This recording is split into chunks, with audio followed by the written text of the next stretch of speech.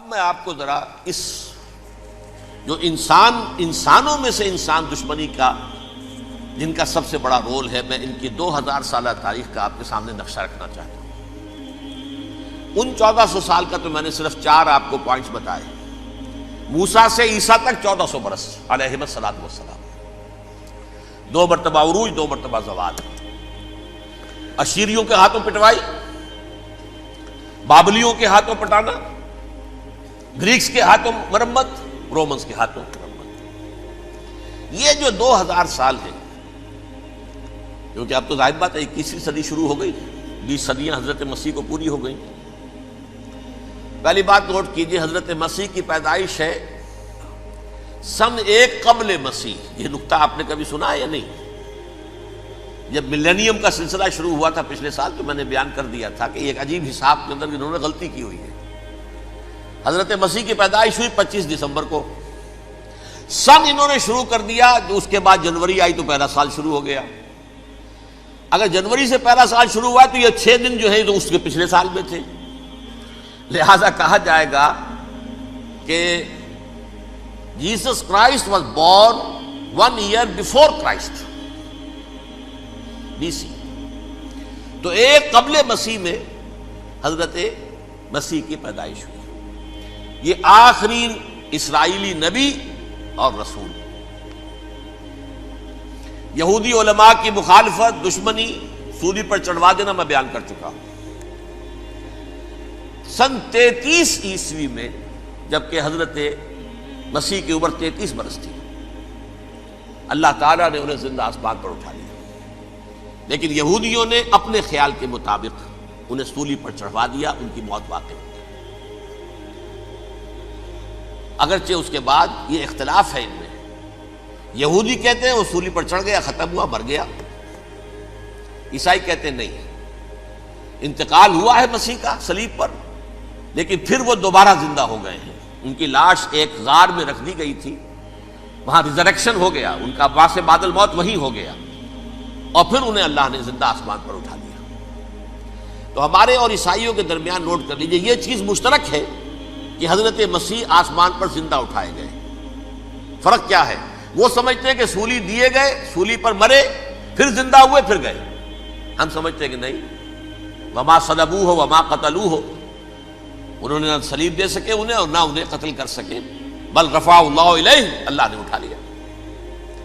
پھر ہمارا اور یہ اس کا عیسائیوں کا ایک اور اتفاق ہے، سیکنڈ کمنگ آف جیسس، حضرت مسیح دوبارہ آئیں گے۔ یہ عیسائیوں کا بھی عقیدہ ہے اور ہمارا بھی۔ بہرحال تو جیسا کہ میں نے عرض کیا کہ اس وقت یہ عذاب استیصال، عذاب اکبر کے مستحق ہو چکے تھے، لیکن اللہ نے ان کی مدت دراز کی ہے۔ لیکن ان پر دنیاوی عذاب کا ایک کوڑا جو ہے اللہ تعالیٰ کی طرف سے اسی وقت برسا، دنیاوی عذاب دنیا میں رہتے ہوئے ختم نہیں کیا۔ 37 برس بعد، حضرت مسیح کے رفع سماوی کے 37 برس بعد، سن 70 میں یہودیوں نے بغاوت کی رومیوں کے خلاف۔ رومی ٹائٹس جنرل تھا ایک، اس نے پھر جو حملہ کیا ہے، 1,33,000 یہودی ایک دن میں قتل کیا یروشلم میں، اور ہیکل سلیمانی گرا دیا۔ وہ ہیکل پہلے بھی گرا تھا، پہلے 1400 سال کے دوران میں بھی نبوکدنضر نے گرایا تھا، لیکن پھر اس کے 150 سال بعد انہوں نے دوبارہ بنا لیا تھا، اس لیے وہ اسے سیکنڈ ٹیمپل کہتے ہیں۔ پہلا ٹیمپل جو حضرت سلیمان نے بنایا تھا، نبوکدنضر نے گرا دیا 587 قبل مسیح میں، پھر دوبارہ انہوں نے 150 سال کے بعد بنا لیا۔ وہ اس تاریخ کا حصہ ہے، میں نے جس کے بارے میں آپ کو تفصیل نہیں بتائی۔ اس میں یہ ہوا سن 70 میں وہ گرا دیا گیا، وہ آج تک گرا پڑا ہوا ہے۔ نمبر 2، یہ کہہ دیا گیا کہ یہودیوں اس ارض فلسطین سے نکل جاؤ، تم یہاں نہیں رہ سکتے اب۔ لہذا جس کا جہاں سینگ سمایا چلا گیا، یورپ میں چلے گئے، ایشیا میں آ گئے، عرب میں آ گئے، یہ 3 قبیلے جو رات بھی میں نے عرض کیا تھا، بنو قینقاع، بنو نذیر اور بنو قریظہ، یہ وہاں سے آ کے مدینے میں آباد ہو گئے۔ جس کا جہاں سینگ سمایا، افریقہ میں، ہندوستان میں، جہاں چلے گئے، ڈایاسپورا اسے کہتے ہیں، وہ آپ نوٹ کر لیجیے اس لفظ کو، ڈایاسپورا، ہمارا دور انتشار، جبکہ ہمیں ہماری اصل سرزمین تو فلسطین ہے، حضرت ابراہیم کا مسکن، حضرت اسحاق حضرت یعقوب کا مسکن فلسطین، یہ ہے ہماری اصل جاگیر، یہ تو ہماری جدی پشتی جاگیر ہے، لیکن یہاں سے نکال دیے گئے سن 70 عیسوی میں، اور وہاں سے لے کے 1917 تک ان کا ڈایاسپورا جاری رہا۔ یہ دور انتشار ہے۔ اس دور انتشار کے اب چند حصے ہیں جس کو میں چاہتا ہوں کہ آپ علیحدہ علیحدہ سمجھ لیں۔ دور انتشار کا جو پہلا جو ہے تقریباً 300 برس رومی حکمران تھے، وہ یہودیوں کے بھی دشمن تھے اور عیسائیوں کے بھی دشمن تھے، عیسائی اور یہودی ایک دوسرے کے بھی دشمن تھے، لیکن رومی سمجھتے تھے کہ یہ ایک ہی تھیلی کے چٹے بٹے ہیں۔ رومیوں کے نزدیک عیسائی بھی یہودیوں ہی کا ایک فرقہ تھے، کوئی علیحدہ مذہب تو تھا ہی نہیں، لہذا رومی جو ہیں رومنز وہ ان دونوں کو ستاتے تھے، مارتے تھے، اور یہ آپس میں لڑتے تھے، یہودی عیسائیوں کو مارتے تھے، عیسائی یہودیوں کو مارتے تھے۔ یہ ہے 300 برس تک کی تاریخ۔ سن 300 عیسوی میں کیا ہوا؟ ایک معجزہ ہو گیا۔ بہت عظیم ایمپرر کانسٹینٹائن، قسطنطین اعظم، رومن ایمپررز میں سے بہت بڑا ایمپرر، وہ عیسائی ہو گئے۔ اب تو معاملہ بالکل تلپٹ ہو گیا، پوری سلطنت عیسائی ہو گئی۔ اب عیسائیوں کے عیش ہو گئے اور یہودیوں پہ مار پڑنی شروع ہوئی۔ اب عیسائیوں کا آپ خود سوچئے کہ جنہیں وہ خدا بنا بیٹھے ہیں، خدا کا بیٹا قرار دے رہے ہیں، ان کے قاتل کون؟ یہودی بدماش۔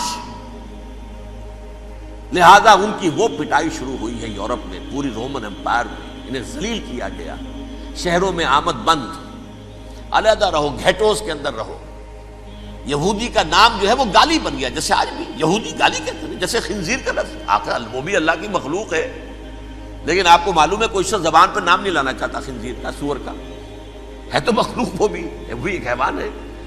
ایسے ہی یہ ہے یہودی، یہودی گالی، جیوٹ گالی۔ لہذا ایک طرف تو ان دونوں کے درمیان دشمنی، جس کو قرآن کہتا ہے وَأَغْرَيْنَا بَيْنَهُمُ الْعَدَاوَةَ وَالْبَغْضَاءَ، ہم نے ان کے مابین دشمنی جو ہے پیدا کر دی ہے۔ اور جب یہ پوری سلطنت عیسائی ہو گئی تو قافیہ تنگ ہو گیا یہودیوں کا۔ اب آئیے 571 عیسوی، یعنی جب کہ ڈایاسپورا کو کتنا عرصہ ہو چکا تھا؟ 500 برس۔ سن 70 سے شروع ہوا نا ڈایاسپورا، جب ٹائٹس نے گرایا ہے ہیکل کو اور نکال باہر کیا انہیں فلسطین سے، بھاگ جاؤ یہاں ایک یہودی بھی نہیں رہے گا، فلسطین سے نکال دیے گئے۔ اس کے پورے 500 برس بعد سن 571 عیسوی میں حضور کی پیدائش ہوئی، ولادت با سعادت محمد الرسول اللہ صلی اللہ علیہ وسلم۔ 610 میں آپ پر وحی کا آغاز ہوا، لیکن حضور کے ساتھ ان کا معاملہ کیا رہا؟ اول تو جبکہ حضور ابھی مکے ہی میں تھے، یہودیوں نے ریشہ دوانیاں شروع کر دی حضور کے خلاف۔ قریش مکہ کو سکھاتے تھے، پڑھاتے تھے، ان سے یہ پوچھو، ان سے یہ پوچھو، انہیں اس طرح تنگ کرو، ان سے یہ امتحان لو، یہ آپ کے علم میں ہے۔ سورہ بنی اسرائیل میں، سورہ کہف میں وہ سوالات، جو امتحانی سوالات آئے تھے، ذوالقرنین کون تھا، اصحاب کہف کون تھے، تم رسول بنے پھرتے ہو تو بتاؤ، اور یہ روح کی حقیقت کیا بتاؤ۔ یہ ساری ریشہ دوانیاں کر رہے تھے بیٹھے ہوئے، ابھی وہیں پر حضور ابھی پہنچے بھی نہیں۔ ہجرت فرما کر حضور تشریف لے آئے تو حضور نے، جسے ماسٹر سٹروک کہا جائے گا، یعنی اسٹیٹس مین شپ کا ماسٹر سٹروک، آپ نے مدینے میں آتے یہودیوں کے ساتھ پیکٹ کر دیا، جوائنٹ ڈیفنس پیکٹ آف مدینہ، کہ اگر مکے والے ہم پر حملہ کریں گے تو ہم مل جل کر ایک قوم کی حیثیت سے مقابلہ کریں گے۔ یہ میثاق مدینہ کہلاتا ہے، جس کے بہت غلط معنی پہنائے جا رہے ہیں آج کل۔ بہرحال میں موضوع میرا چونکہ یہ نہیں، میں ادھر نہیں جاؤں گا، لیکن ہوا کیا؟ ہر مرتبہ یہ خیانت کے مرتکب ہوئے، ان نے جو عہد کیے تھے ان سے پھرے، اندر ہی اندر سازش، ریشہ دوانی، حضور کی بدترین دشمنی۔ سورہ نساء کی آیت نمبر 12 میں 14 میں 13 میں فرمایا ہے لا تزال تطلع علی خائنۃ منہم، اے نبی ہمیشہ آپ کے علم میں ان کی طرف سے خیانتیں، بددیانتیاں آتی رہیں گی. اور بار بار وہ مسلسل جنگ کی آگ بھڑکاتے تھے. قریش کو دعوت دیتے، آؤ آؤ آؤ ہم اندر سے بغاوت کر دیں گے، تم آؤ تو صحیح، ختم کریں محمد کو اور اہل ایمان کو صلی اللہ علیہ وسلم ورضی اللہ تعالی عنہم اجمعین. لیکن پھر جب وہ آتے تھے تو یہ دبک جاتے تھے، ان میں ہمت نہیں تھی. میدان کے مرد نہیں رہے تھے. یہ سورہ حشر میں ان کا نقشہ کھینچا گیا ہے. کھلے میدان میں مقابلے کی اس کے اندر صلاحیت ہی نہیں. یہ تو فصیلوں کے پیچھے سے، جیسے عورتیں کہیں دیہات میں لڑائی ہوتی ہے تو مرد جو ہے گلیوں میں لڑتے ہیں، عورتیں اوپر سے پتھر پھینکتی ہیں، بس وہ کام یہ کر سکتے تھے. من ورائے جدر، فصیلوں کے پیچھے سے، جنگ میں میدان میں نہیں آ سکتے. بہرحال قرآن مجید میں ہے یہ سورہ مائدہ کی آیت نمبر 64، کلما اوقدوا نارا للحرب اطفاها اللہ. اکثر و بیشتر مواقع پر تو یہ جب آگ بھڑکاتے تھے جنگ کی، اللہ اسے بجھا دیتا تھا. لیکن بہرحال اس کے باوجود جنگیں ہوئی، غزوہ بدر، غزوہ احد ہوئی کہ نہیں؟ یہ ساری اس اصل شرارت ہوئی. اور اس کے نتیجے میں حضور نے پھر ایک ایک کر کے 3 قبیلوں کو سزا دی. غزوہ بدر کے فوراً بعد بنو قینقاع نکالے گئے مدینے سے، غزوہ احد کے فوراً بعد بنو نذیر نکالے گئے، اور غزوہ احزاب کے بعد بنو قریظہ نکال دیے گئے. یہ تو میں نے آپ کے سامنے رکھ دیا صرف حضور کے زمانے میں ان کا کیا رویہ رہا. دشمن، رات بھی ہم نے وہ آیت پڑھی تھی، لَتَجِدَنَّ أَشَدَّ النَّاسِ عَدَاوَةً لِلَّذِينَ آمَنُوا الْيَهُودُ وَالَّذِينَ أَشْرَكُوا. اہل ایمان کی دشمنی میں شدید ترین تم پاؤ گے یہودیوں کو اور مشرکین. مشرکین بھی بعد میں ہے، پہلے یہودی. حضور کے بعد کیا ہوا اب یہ نوٹ کیجئے، یہ ان کی تاریخ کا دوسرا دور. حضرت عمر رضی اللہ تعالیٰ عنہ قائد خلافت ہے.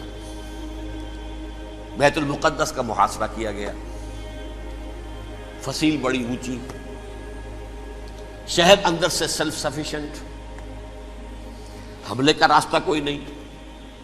محاصرہ طول کھینچ رہا ہے لیکن ان کے پاس رسد بھی موجود ہے، پانی بھی موجود ہے، وہ دروازے بند کر کے بیٹھے ہوئے ہیں. بالآخر اللہ تعالیٰ کی مشیت کا ظہور کیسے ہوا؟ ان کے کچھ علماء آئے فصیل پر، کہا دیکھو مسلمانوں، تم قیامت تک بھی یہاں پڑے رہو گے محاصرہ کر کے، ہمارا یہ شہر فتح نہیں ہوگا. ہاں ایک درویش بادشاہ کے ہاتھوں یہ شہر فتح ہونا ہے، لیکن تمہارے اندر ہمیں وہ نظر نہیں آ رہا. ابو عبیدہ بن الجراح رضی اللہ تعالی عنہ، امین هذه الامہ، ان کا فوراً ذہن گیا وہ درویش بادشاہ مدینے میں بیٹھا ہوا ہے، عمر رضی اللہ تعالی. اب ایک اور عمر بھی ہے جو قندھار میں بیٹھا ہے. نقشہ وہی ہے، سادگی کی حد تک نقشہ وہی، بالکل وہی، اپنی آنکھوں سے دیکھا ہے، وہی سادگی. عمر اول، عمر ثانی تھے عمر بن عبد العزیز. اب ایک اللہ کے فضل سے اللہ تعالیٰ ایدہ اللہ بنصرتہ، اللہ تعالیٰ ان کی نصرت فرمائے، دشمنوں کو ان کے مقابلے میں نیست و نابود کرے.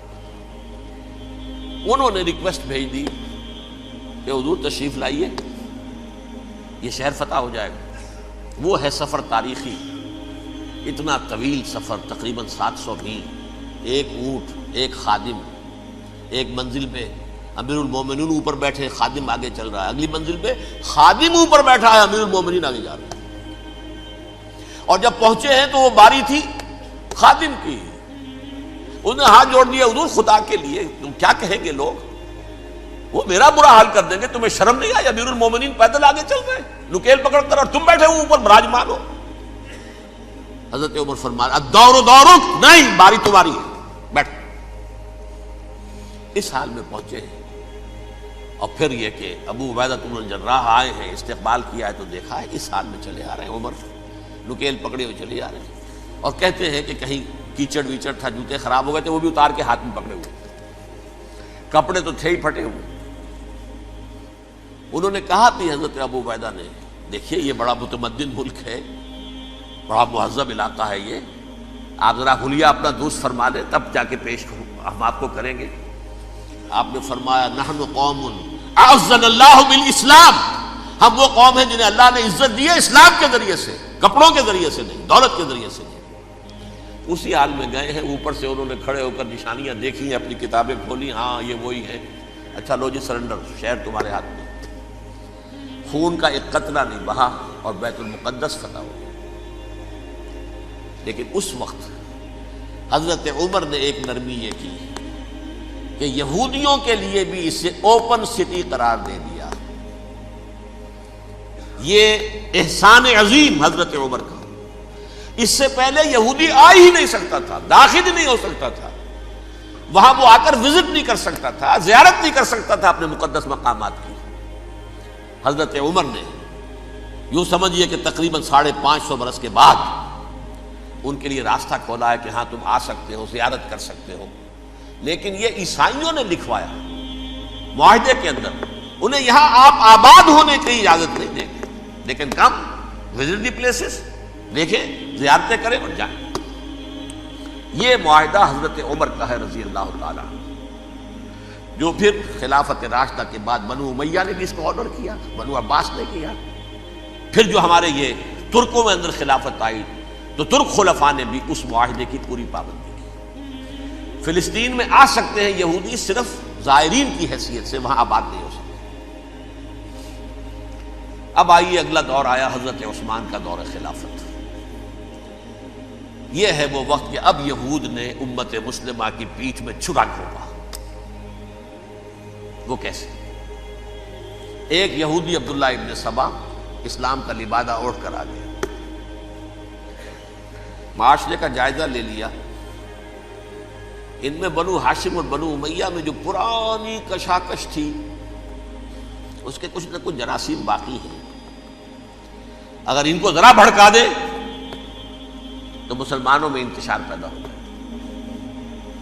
کہا یہ عثمان کون ہے؟ یہ تو بنو امیہ میں سے ہے، یہ حق تو بنو ہاشم کا ہے، خلافت ان کے پاس ہونی چاہیے، محمد کے تو رشتہ دار وہ ہیں صلی اللہ علیہ وسلم۔ عوام الناس کے اندر بات پھیلنی شروع ہوئی۔ پھر ایک بڑی سازش کے انداز میں حضرت عثمان کے خلاف پروپیگنڈا، حضرت عثمان کے جو عاملین تھے، گورنر تھے، ان کے خلاف پروپیگنڈا، اور ایسی ہوشیاری کرتے تھے کہ کوفے میں کوفے کے حاکم کے خلاف کچھ نہیں کہنا، اجی مصر میں یہ ہو رہا ہے، اجی شام میں یہ ہو رہا ہے، اجی یہ جو عثمان ہے وہ یہ کر رہا ہے، یہ ظلم ہو رہا ہے، یہ لوٹ مار ہو رہی ہے، یہ خیانتیں ہو رہی ہیں۔ اب نہ تو اس زمانے میں مینز آف کمیونیکیشن، کیسے تصدیق کریں؟ افواہیں تو آپ آج کراچی کے اندر شروع ہو جائے تو پتہ نہیں چل سکتا کسی کو کہ کیا اس میں صداقت ہے کیا جھوٹ ہے، اور بری بات جو ہے فطرت انسانی کی کمزوری ہے وہ فوراً قبول کرتا ہے، کسی کے بارے میں اچھی بات ماننے کو تیار نہیں ہوتا، لیکن بری بات تو فوراً تیار۔ بہرحال یہ فتنہ انہوں نے اٹھایا، حضرت علی کی الوہیت کا فتنہ اٹھایا، حضرت عثمان کے خلاف الفتنۃ الکبریٰ برپا کیا، حضرت عثمان شہید ہوئے۔ اس کے بعد 5 برس تک مسلمان ایک دوسرے کی گردنیں کاٹتے رہے، باہمی خانہ جنگی ہوئی، امت کو وہ زخم لگایا ہے جو آج تک جس سے خون رس رہا ہے۔ یہ شیعان عثمان اور شیعان علی تھے جو بعد میں پھر سنی اور شیعہ ہو، اور آج تک فتنہ کس نے جگایا؟ ایک عبداللہ ابن سبا یہودی اور اس کے کارندے، شیطان کا ایجنٹ، اور انسانوں میں سے بھی اس کے جو بھی حواریین تھے اور شیطانوں کے اندر سے بھی تھے، انہوں نے بھی اس آگ کو بھڑکایا۔ یہ آپ سوچ لیجئے کہ یہ کس نے وہ زخم لگایا؟ یہودی۔ اگلا دور آیا، خلافت راشدہ ختم ہوئی، بنو امیہ کا بھی دور کافی گزر گیا۔ طارق ابن زیاد 712 عیسوی میں حملہ کرتے ہیں اسپین پر۔ اسپین اس وقت عیسائیت کا بہت بڑا گڑھ، بڑے کٹر ترین عیسائی جو ہے وہ اسپین میں تھے، لہذا یہودیوں کی وہاں بہت پٹائی ہوتی تھی، یہ میں بتا چکا ہوں، دشمنی تھی ان کی تو چلی آ رہی تھی عیسائیوں کے ہاتھوں یہودیوں کی، وہ تو سن 300 عیسوی سے ایمپرر کانسٹنٹائن کے بعد سے شروع ہو گئی تھی۔ اس حوالے سے یہودیوں نے اس وقت چالاکی یہ برتی، کچھ راستے واسطے بتائے، کچھ مدد کی طارق ابن زیاد کی۔ طارق ابن زیاد نے انہیں اپنا محسن سمجھا، ہسپانیہ فتح ہو گیا تو یہودی چونکہ محسنین کی فہرست میں آ چکے تھے، انہیں بہت اقتدار نصیب ہوا، بڑی سپورٹ مسلمانوں نے دی۔ ان کے بڑے بڑے علماء جو ہیں اسی دور کے اندر پیدا ہوئے، بڑے بڑے تھنکرز ان کے اسی دور میں پیدا ہوئے۔ بن گوریون جو کہ ایک وزیر اعظم تھا اسرائیل کا، اس نے یہ لکھا ہے اپنی کتاب میں، Muslim Spain was the golden era of our diaspora. وہ ڈائسپورا جو 70 عیسوی سے شروع ہوا تھا اور 1917 عیسوی تک جاری رہا ہے، اس میں سے گولڈن ایرا ہمارا جو تھا وہ مسلم اسپین تھا۔ ہسپانیہ میں بیٹھ کر ہم عیش کیے، لیکن وہاں سے انہوں نے اور جو کچھ کیا، یہ تو داستان کے بہت سے گوشے ہیں، لیکن میں جس اسٹریٹ لائن میں چل رہا ہوں اس کے اعتبار سے ایک بات سمجھ لیجیے، وہاں بیٹھ کر انہوں نے اب عیسائیت کی پیٹھ میں چھرا گھونپا، پروٹیسٹنٹ مذہب پیدا کیا، تقسیم کر دیا، جیسے شیعہ سنی کی تقسیم، عبداللہ ابن سبا، رومن کیتھولک اور پروٹیسٹنٹ کی تقسیم، یہودی علماء۔ ہوتا کیا تھا، ہسپانیہ کی یونیورسٹیاں ہیں، کارڈووا میں ہے، ٹولیڈو میں ہے، گریناڈا میں ہے، غرناطہ، قرطبہ، تولیتلا، اور وہاں آتے تھے لوگ، فرانس سے چلے آ رہے ہیں نوجوان پڑھنے کے لیے، جرمنی سے چلے آ رہے ہیں، اٹلی سے چلے آ رہے ہیں، 3 ہی ملک قریب ترین پڑھتے ہیں سینٹرل جو یورپ کے ہیں۔ یہاں پر جو ہے وہ اسلام جو نور پھیلا رہا تھا اس سے بھی مستفیض ہوئے، جہالت کے جو ہے پردے ان کے وہ چھٹے، اس کے ساتھ ہی وہ یہودی وہاں ان کے اندر جو جراثیم داخل کر رہے تھے وہ اس عیسائیت کے خلاف بغاوت تھی، جو اس وقت دنیا میں عیسائیت اس وقت تھی، پوپ کا راج تھا دنیا میں اس وقت۔ یورپ میں جو عیسائیت تھی اس میں ایک طرف بادشاہ تھے، لیکن بادشاہوں کی حیثیت وہاں پر یوں سمجھ لیجئے کٹ پتلیوں کی تھی، اصل قوت پوپ کے ہاتھ میں تھی۔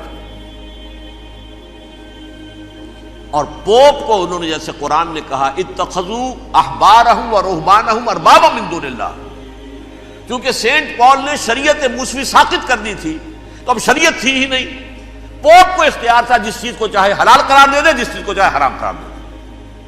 اتخذوا احبارهم ورهبانهم اربابا من دون اللہ۔ انہوں نے کہا صاحب یہ پوپ کس بلا کا نام ہے، یہ بھی انسان ہے، بات تو ٹھیک تھی نا، اصل حیثیت تو کتاب کی ہونی چاہیے، ڈیوائن بک، دی ریویلڈ اسکرپچر، لہذا یہ کتاب ہر شخص پڑھ سکتا ہے، کوئی پوپ کے باپ کو جو ہے کوئی اس کے لیے پروپرائٹری رائٹس تو نہیں ہے کہ صرف پوپ پڑھ سکتا ہے یا پادری پڑھ سکتے ہیں، ہم بھی پڑھ سکتے ہیں، ہم بھی سمجھ سکتے ہیں۔ یہ باتیں تھی کہ جن کو بڑھا چڑھا کر بیان کر کے اور پوپ کا اقتدار ختم کرا دیا اور توجہ مرکوز کر دی بائبل کی طرف۔ اب بائبل میں بڑا حصہ تو اولڈ ٹیسٹامنٹ کا ہے، نتیجہ کیا ہوا، یہود کی عظمت پروٹیسٹنٹس کے نزدیک مسلم ہو گئی۔ اصل قوم تو یہ ہے، وہ دشمنی بدلی کہ نہیں بدلی،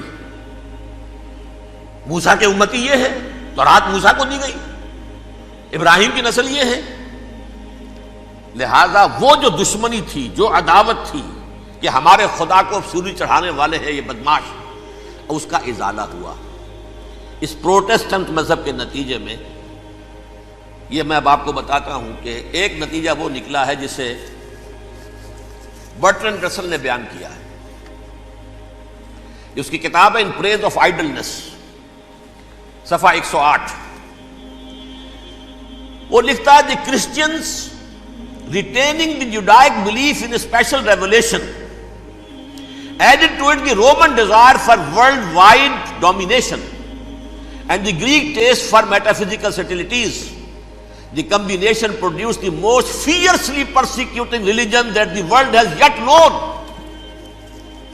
یہ 3 چیزیں آ کر عیسائیت میں مل گئی۔ ایک تو جب یہ اولڈ ٹیسٹامنٹ جو ہے وہ ان کے ہاتھ میں آ گئی، اور اس کے میں کچھ آپ کو بتا دیتا ہوں کہ اولڈ ٹیسٹامنٹ کی تعلیمات، کیونکہ یہ اولڈ ٹیسٹامنٹ جو ہے یہ محرف تھی، اصل تورات تو گم ہو گئی تھی 587 قبل مسیح میں، جب پہلی مرتبہ ہیکل جو ہے تباہ ہوا ہے اس وقت ختم ہو گئی تھی۔ اس کے کوئی 150 سال کے بعد انہوں نے یادداشتوں سے مرتب کر کے لکھی ہے، اب اس میں ان کے اپنے خیالات، اپنے امانی، اپنی توجیحات وہ شامل ہو گئی۔ لہذا میں آپ کو حوالے دیتا ہوں، اس کتاب کے اندر مظالم کی جو تعلیم دی گئی ہے، اہل کتاب نے اپنے مظالم قتل عام کے جواز کے لیے تورات میں تبدیلیاں کی اور پیغمبروں پر دہشت ناکی اور بدترین حرام کاری کے الزامات لگائے. سنیے، پہلا حوالہ ہے یہ گنتی باب 31 آیات 17-18. اس لیے ان بچوں میں جتنے لڑکے ہیں سب کو مار ڈالو، اور جتنی عورتیں مرد کا منہ دیکھ چکی ہیں ان کو بھی قتل کر ڈالو، لیکن ان لڑکیوں کو جو مرد سے واقف نہیں اور اچھوتی ہیں اپنے لیے زندہ رکھو. یہ کسی اللہ کی کتاب کا یہ جملہ ہو سکتا ہے؟ کسی ریویل بک کا؟ اور سنیے، یہ ہے استثناء ڈیٹرانومی باب 20 آیت 16-18. پر ان قوموں کے شہروں میں جن کو خداوند تیرا خدا میراث کے طور پر تجھ کو دیتا ہے، کسی ذی نفس کو جیتا نہ بچا رکھنا، جیسا خداوند تیرے خدا نے تجھ کو حکم دیا بالکل نیست کر دینا. مرد، عورتیں، بچے، بوڑھے سب ختم. یہ کتاب مقدس ہے. اور سنیے، سموئیل باب 27 آیت نمبر 9. اور داؤد نے اس سرزمین کو تباہ کر ڈالا اور عورت مرد کسی کو جیتا نہ چھوڑا. نمبر 4، ان سب آباد شہروں کو ماں، عورتوں اور بچوں کے بالکل نابود کر ڈالا. کتاب استثناء باب 3 آیت 6. یہ ہے جو کہہ رہا ہے برٹرنڈ رسل، کرسچینٹی میں آ کر اب یہ 3 چیزیں شامل ہو گئی. ایک تو یہ باربیرین یہ تعلیم جو ہے، اور یہ مذہب کے نام پہ تعلیم، یہ کتاب مقدس کی تعلیم. نمبر 2، رومنز کے اندر جو ایک تمنا تھی ورلڈ ڈومینیشن کی، وہ عیسائیت کے اندر آ گئی. اس لیے کہ پوری رومن امپائر جو ہے عیسائی ہو گئی، تو اسے وراثت کے اندر ورلڈ ڈومینیشن کی جو ایک تمنا تھی وہ مل گئی. اور پھر یہ کہ انہوں نے جو توہمات تھے یونانیوں کے، ان کو بھی اپنے ہاں مختلف شکلوں کے اندر جمع کر لیا.